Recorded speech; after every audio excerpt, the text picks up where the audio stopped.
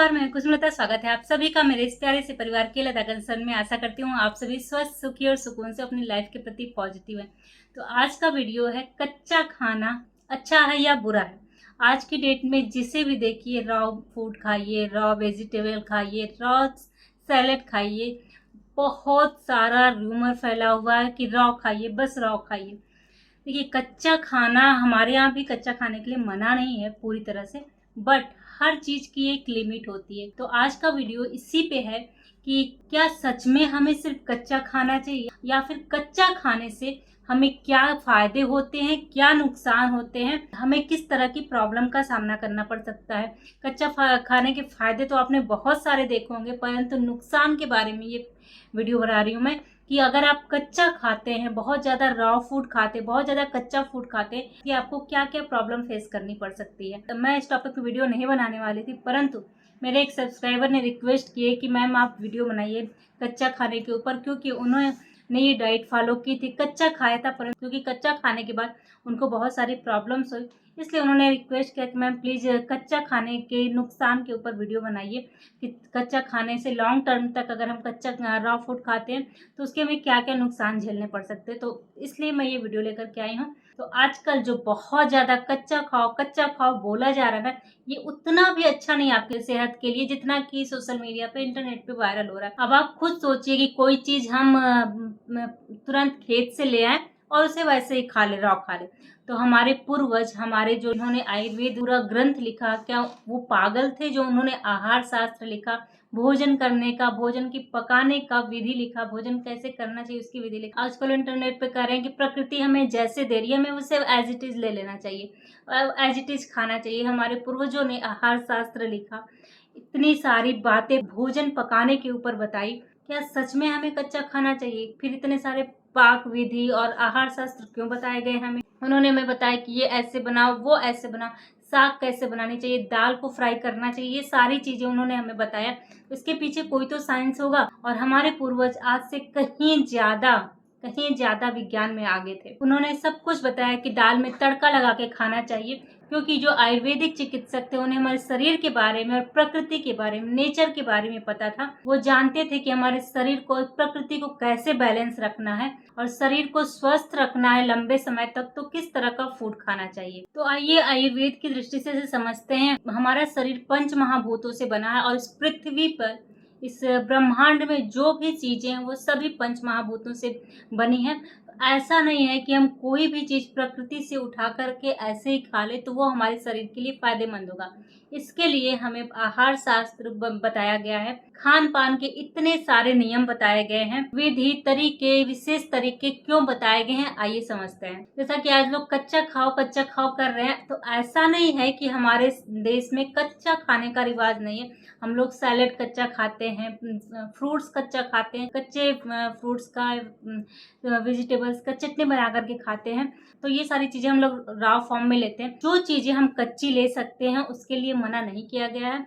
जैसे सैलेड, चटनी, फ्रूट्स, ये सारी चीजें हम कच्ची ले सकते हैं और एक लिमिटेड अमाउंट में ले सकते हैं। ऐसा नहीं है कि सबका सब हम कच्ची चीजें, कहीं कहीं पे तो लोग पूरा का पूरा खाना ही कच्चा खाते हैं। सुबह ब्रेकफास्ट से लेके शाम के डिनर तक का उनका पूरा फूड कच्चा होता है, क्योंकि प्रकृति ने जैसे हमें दिया है हम वैसे खा रहे हैं। आपकी बॉडी उसके अकॉर्डिंग नहीं, आपका शरीर उसके अकॉर्डिंग नहीं, आपके शरीर को उसको डाइजेस्ट करने के लिए बहुत ज़्यादा मेहनत करनी पड़ती है। इसलिए हमारे ग्रंथों में आहार शास्त्र बनाया गया कि कौन सी फूड कैसे आपकी बॉडी में इजीली डाइजेस्ट होगा और आपके शरीर को कोई प्रॉब्लम नहीं होगी डाइजेशन में, इसलिए आहार शास्त्र बताया गया। कुकिंग का मेथड बताया गया। कुछ चीज़ें तो ऐसी हैं जो कुक होने के बाद ही बेनिफिशियल होते हैं, जैसे कि दालों में कुछ ऐसे तत्व होते हैं जो कुक होने के बाद ही हमें मिलते हैं और वो हमारे शरीर के लिए फायदेमंद होते हैं। हमारे शरीर में 13 तरह की अग्नियां, जिसमें से प्रमुख जठराग्नि है, और हमारे जठराग्नि को किसी भी चीज को पचाने में बहुत मेहनत करनी पड़ती है, और जठराग्नि मुख्य है।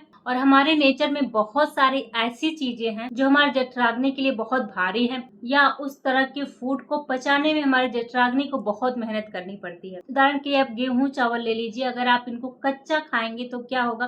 पहले के समय में जब हम कच्चा चावल खाते थे तो मम्मी पापा डांट लगाते थे कि मत खाओ, पेट दर्द होने लगेगा। तो सभी लोग जानते थे कि कच्चा चावल डाइजेस्ट होने में बहुत टाइम लेगा। तो अगर आप कच्चा चावल खाते तो आपके पेट में प्रॉब्लम होगी, डाइजेशन का इशू होगा। इसलिए चावल को पका करके खाने के लिए कहा गया। और अगर उसी गेहूं चावल को आप पका के खाते हैं तो उस पर अगर अग्नि संस्कार हो जाता है, वो पचने में हल्का हो जाता है और डाइजेशन अच्छे से होता है उसका। बिना अग्नि संस्कार की ये चीजें पचने में भारी होती हैं, जल्दी पचेंगे नहीं, आपके शरीर को बहुत ज्यादा मशक्कत करनी पड़ेगी इनको पचाने के लिए।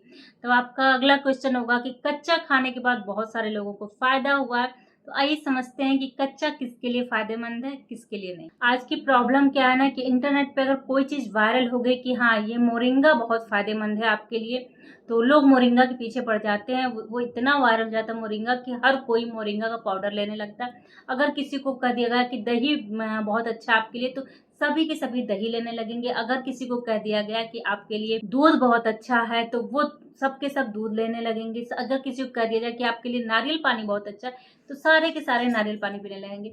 जबकि आयुर्वेद में सभी की बॉडी टाइप अलग है, सभी की बॉडी की कंडीशन अलग है, उसके अकॉर्डिंग उनको खान पान करना चाहिए। हर मनुष्य की प्रकृति अलग है तो उनका ट्रीटमेंट भी अलग होता है। कच्ची चीजें किसके लिए अच्छी होती हैं? जो लोग नॉनवेज खाते हैं, और ऑब्वियसली अगर वो नॉनवेज खाएंगे और उसके बाद वो कच्ची चीजें लेंगे तो नॉनवेज से तो हल्की होंगी कच्ची चीजें पचने में, तो नॉनवेज ज्यादा भारी होगा पचने में, तो उनके लिए कच्ची चीजें हल्की होती। और सच बताऊं तो ये कच्चा खाने का जो ट्रेंड है ना, ये विदेशों से ही आया है। पहला तो वो नॉनवेज खाते हैं, बहुत ज्यादा हैवी होता है, इसलिए वो कच्चे रॉ फूड खाते हैं। वो नॉनवेज के अकॉर्डिंग ये उनको हल्का रहता है। दूसरा, उनके पास इतना टाइम नहीं होता है कि वो बैठ करके अलग अलग डिशेज बनाएं, अलग अलग फूड बनाएं। तीसरा, उनका मानना होता है कि कच्ची चीजों को अगर हम पकाएंगे तो उसको सारे पोषक तत्व खत्म हो जाएंगे। जबकि हमारे पूर्वज बहुत आगे थे इन सारी चीजों से। हमारे पूर्वज विज्ञान में बहुत आगे थे। वो हर चीजों को सोच समझ करके उन्होंने आहार शास्त्र, पाक शास्त्र बनाया कि कौन सी चीजें कितनी पकानी है और कब पकानी है। विदेशों में लोगों का कहना है कि क्योंकि जानवर कच्चा खाते हैं तो हम लोग भी कच्चा खा सकते हैं, हमारी बॉडी टाइप को भी सूट करेगा कच्चा। तो लोग कहते हैं कि कच्चा खा करके आप पतले हो जाएंगे। तो भैंस भी तो कच्चा खाती है, वो तो पतली नहीं हुई आज तक। तो सबकी बॉडी टाइप अलग होती है, सबका नेचर अलग होता है, सबकी प्रकृति अलग होती है। जानवर के शरीर, जानवर की लाइफ स्टाइल हमारे शरीर, हमारे लाइफ स्टाइल से बहुत अलग होती है।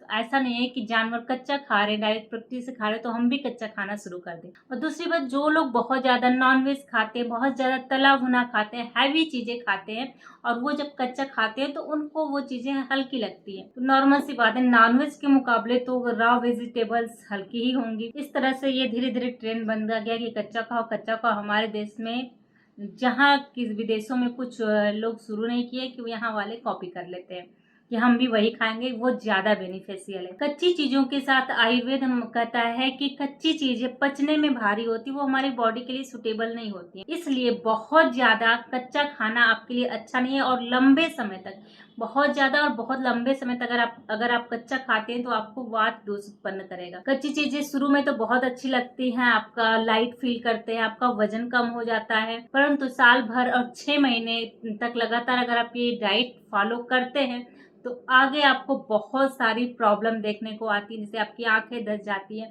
आप समय से पहले बुढ़े नजर आने लगते हैं, क्योंकि कच्चा खाने वाले तेल घी भी नहीं खाते हैं ज्यादातर। बहुत सारे ऐसे लोग हैं जो कच्चा खा करके वजन तो कम कर लेते हैं, तेल घी नहीं लेते, परंतु समय से पहले बुढ़े नजर लगने लगते हैं, आंखें उनकी धसी धसी हो जाती हैं, और समय से पहले एजिंग के साइन दिखने लगते हैं, उनके शरीर पे हड्डी की तरह हो जाते हैं, और बहुत सारी प्रॉब्लम उनको फेस करनी पड़ती है लॉन्ग टर्म में। मैं ऐसा नहीं कर रही हूँ कि 1 महीने 10 दिन अगर आप इस डाइट को फॉलो करते हैं तभी आपको इतनी सारी प्रॉब्लम देखने को मिलेंगी, परंतु लॉन्ग टर्म में ये कच्चा खाना आपके लिए बहुत ज्यादा नुकसानदायक हो सकता है। इस तरह से कच्ची चीजें आपके लिए उतनी अच्छी नहीं है जितनी आपको बताई जा रही हैं। तो क्या आयुर्वेद में कच्ची चीजें खाने के लिए मना की गई? बिल्कुल भी नहीं। पहले तो ये जान लेते कच्ची चीजें किनको खानी चाहिए, कब खानी चाहिए और कब तक खानी चाहिए, कितनी मात्रा में खानी चाहिए। तो ऐसे लोग जिन्होंने खूब बहुत ज्यादा खा खा करके फैट बढ़ा लिया हो, अपना बहुत ज्यादा वजन बढ़ा लिया हो,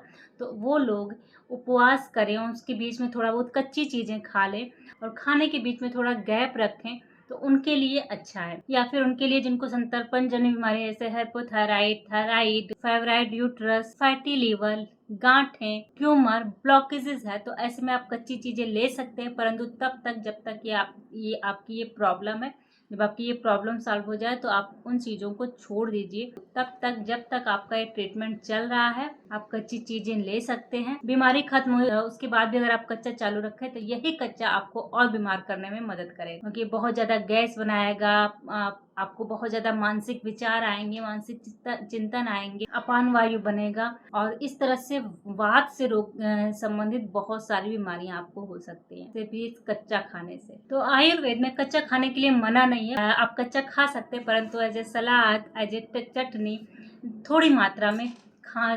कच्चे कोई अगर आप अपना खाना बना लेंगे तो वो आपके लिए अच्छा नहीं है। क्यों नहीं अच्छी है कच्ची चीजें? क्योंकि जितनी भी कच्ची चीजें वो सब भारी हैं, रुक्ष हैं और वात बढ़ाने वाली हैं। आपको पता भी नहीं चलेगा कि आप एक बीमारी से बचने के लिए कच्चा चीज खा रहे हैं और आपको दूसरी बीमारी गिफ्ट में मिल जाएगी। आपको समझ में नहीं आएगा आपने ऐसा क्या किया कि आपको ये प्रॉब्लम आ गई, और आपको समझ में नहीं आएगा कि आखिर ऐसा हुआ क्यों। तो कच्ची चीजें लिमिटेड मात्रा में ही खाएं, क्योंकि अकेले वात से 80 बीमारियां होती हैं। अगर आप कच्चा खाते हैं तो बहुत सारी बीमारियों की चपेट में आ सकते। अगर आपको फिर भी विश्वास नहीं आया तो आप ट्राई कर लीजिए, कुछ दिनों तक दालें भिगो करके रख दीजिए, कच्चा खाइए। कुछ दिनों बाद आपको बहुत ज़्यादा गैसेस बनने लगेगी, वायु बढ़ने लगेगा आपके शरीर में, आपके दिमाग में बहुत सारे विचार घूमने लगेंगे, मतलब बहुत ज़्यादा मानसिक चिंतन होने लगेगा आपको। तो अगर आप टेस्ट करना चाहते हैं तो ये करके देख सकते हैं। वायु से जुड़े रोग, घुटने में खटखट की आवाज़ आने लगेगी, इस तरह से बहुत सारी परेशानियां आपको आने लगेगी। तो अगर आप ट्राई करना चाहते हैं तो आप देख सकते हैं। आपको जान करके हैरानी होगी कि हमारे देश में दालों को तड़का लगाने की परंपरा क्यों है। क्योंकि दाल, जितनी भी दालें हैं वो सभी गैस बनाने वाली हैं। तो अगर आप दाल में घी या तेल का तड़का लगा देते हैं तो ये गैस को कंट्रोल करने में, बात को कंट्रोल करने में मदद करती है। उसमें जीरा, घी, हींग, करी पत्ता, इन सभी चीज़ों का जब तड़का लगाते हैं तो ये सभी बात को कंट्रोल करती हैं और दालों की जो साइड इफ़ेक्ट है वो ख़त्म हो जाते हैं। तो इसलिए हमारे यहाँ दाल में तड़का लगा के खाने की परंपरा बनाई गई है, क्योंकि वात, सिर्फ अकेले वात से 80 बीमारियां होती हैं। अगर आप दाल बिना तड़के खाते हैं तो आपको वात से संबंधित बीमारियां हो सकती है। मैं कच्ची दाल की बात नहीं कर रही हूँ, पकी हुई दाल की बात कर रही हूँ। कच्ची दाल तो और भी ज़्यादा वात पैदा करने वाली होती है। इस तरह से अगर हम अपने आहार शास्त्र के अनुसार चलें, उनके नियमों का पालन करें तो हमेशा स्वस्थ रखेंगे, लंबे समय तक स्वस्थ रहेंगे। ऐसा नहीं है कि आपको कच्चा खिला करके कुछ दिन के लिए तो वाह वजन कम हो गया, हम दुबले पतले हो गए, उसके बाद आपका ना तो शरीर देखने लायक रहेगा और ना आपका चेहरा देखने लायक रहेगा और ना ही आप किसी काम के रहेंगे। क्योंकि अकेले वात से 80 बीमारियां होती हैं और कच्चा खाने से हमारे शरीर में वात दोष बढ़ता है और हमारे शरीर में बहुत सारी बीमारियों को वो न्योता देता है। तो बहुत ज़्यादा कच्चा खाने से बचें, बैलेंस डाइट लें, थोड़ा सा कच्चा सलाद ले लें, चटनी ले लें, तो ये आपके लिए अच्छा है। बहुत ज़्यादा सिर्फ कच्चे की डाइट बिल्कुल भी ना रखें। अगर आपको स्पेशली कोई प्रॉब्लम है, मोटापा है, हाइपोथायराइड, शुगर है, तब आप कुछ समय के लिए कच्चा रख सकते हैं, बट वो भी पूरा कच्चा डाइट नहीं दिया जाता है। कच्चा खाना चाहिए या नहीं खाना चाहिए, आई थिंक ये आपका कॉन्सेप्ट क्लियर हो चुका होगा। तो आज के लिए बस इतना ही। कच्चा खाना चाहिए या नहीं खाना चाहिए, इस पे मेरे द्वारा दी गई इन्फॉर्मेशन आपको अच्छी लगी है तो वीडियो को लाइक करिए, शेयर करिए, चैनल को सब्सक्राइब करिए और कमेंट करके मुझे ज़रूर बताइएगा कि आपको ये वीडियो कैसी लगी। और अपने फ्रेंड्स और फैमिली के साथ शेयर जरूर करिएगा, क्योंकि आज की डेट में जो ट्रेंड चला है ना, सब उसके पीछे पीछे चले जा रहे हैं। तो क्या सही है क्या गलत है, इसके बारे में जानकारी होना भी आपको बहुत ज़रूरी है। तो इस कॉन्सेप्ट को आई थिंक मैं क्लियर करने में सफल हो पाई हूँ या नहीं। अगर आपको फिर भी कोई डाउट है तो मुझसे पूछ सकते हैं। आज के लिए बस इतना ही। धन्यवाद।